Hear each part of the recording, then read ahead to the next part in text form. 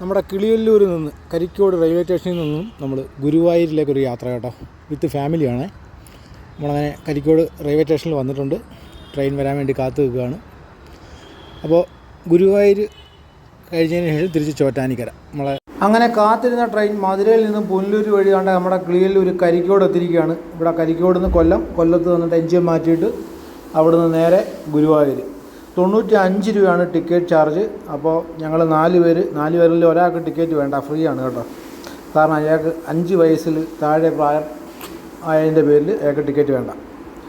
അപ്പോൾ നമ്മുടെ ട്രെയിൻ വന്നിട്ടുണ്ട്. നമ്മൾ ട്രെയിനിൽ കയറിയിട്ട് ഇരിക്കാനുള്ള സെറ്റപ്പ് കിട്ടുമെന്ന് സംശയമാണ്. കാരണം വെച്ചാൽ സാധാരണ ഞായറാഴ്ച വൈകുന്നേരം വലിയ തിരക്കുണ്ടാകാത്തതായിരുന്നു. പക്ഷേ ഇന്ന് ഇവിടെ കരിക്കോടിനെ തിരക്കാണ്. ആ സ്ഥിതിക്ക് എനിക്ക് തോന്നുന്നു ഗുരുവായൂർ നല്ല തിരക്കായിരിക്കും എന്ന് തോന്നുന്നു കേട്ടോ. അപ്പോൾ നമ്മളെന്തായാലും കയറി എവിടെയെങ്കിലുമൊക്കെ സീറ്റ് പിടിച്ചിട്ട് ബാക്കി ഗുരുവായൂർ ചെന്നതിന് ശേഷം കാണാം എന്നുള്ള രീതിയിൽ വെക്കാം.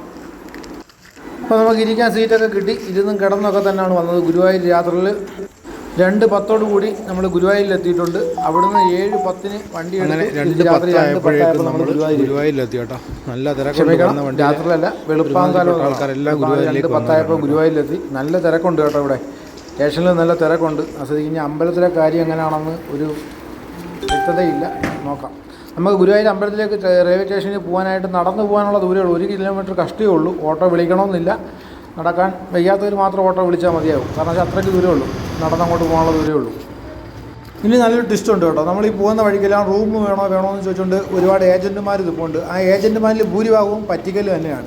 നമുക്ക് 500 രൂപയ്ക്കും 600 രൂപയ്ക്കും റൂം തരാമെന്നും പറഞ്ഞ് നമ്മളെ വിളിച്ചുകൊണ്ട് പോകും. പക്ഷേ നമുക്ക് ആ റൂം കിട്ടത്തില്ല കേട്ടോ.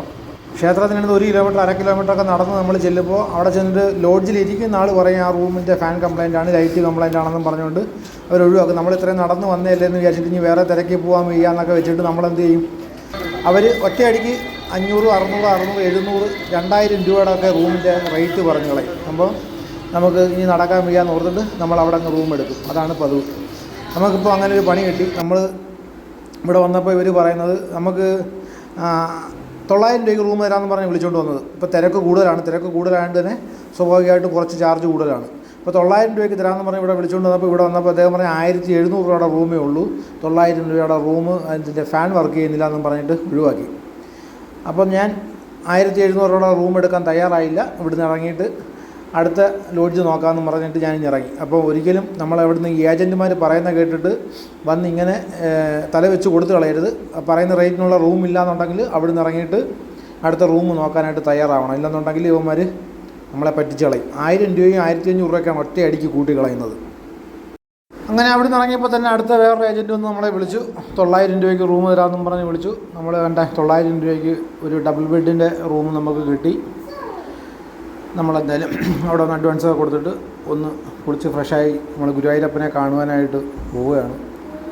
അവിടെ ചെല്ലുമ്പോൾ അറിയാം ഇനി ബാക്കി ഭാഗം എങ്ങനെയാണ്. നല്ല തിരക്കാണെന്ന് തോന്നുന്നു കേട്ടോ. ഒരു രക്ഷയില്ലാത്ത തിരക്കാണെന്ന് തോന്നുന്നു. സാധാരണ ഞായറാഴ്ച വൈകുന്നേരം വന്നു കഴിഞ്ഞാൽ തിങ്കളാഴ്ച തൊഴാൻ പറ്റുന്നൊരു സാഹചര്യമായിരുന്നു നമുക്ക് ഇതുവരെ. ഇനി എന്താണെന്ന് അറിയത്തില്ല, നോക്കാം.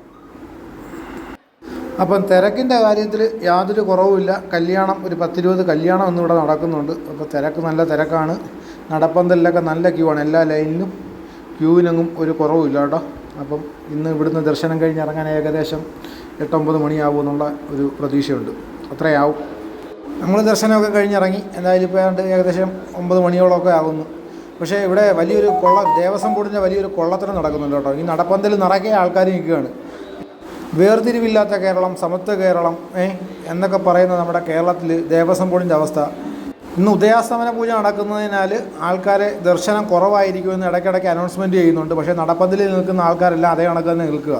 പക്ഷേ ഒരാൾക്ക് 1000 രൂപ ടിക്കറ്റ് എടുത്ത് കയറ്റി വിടുന്നതിനകത്ത് ഒരു കുറവുമില്ല. അവിടെ ഉദയാസ്തമന പൂജ ബാധിക്കുന്നില്ല.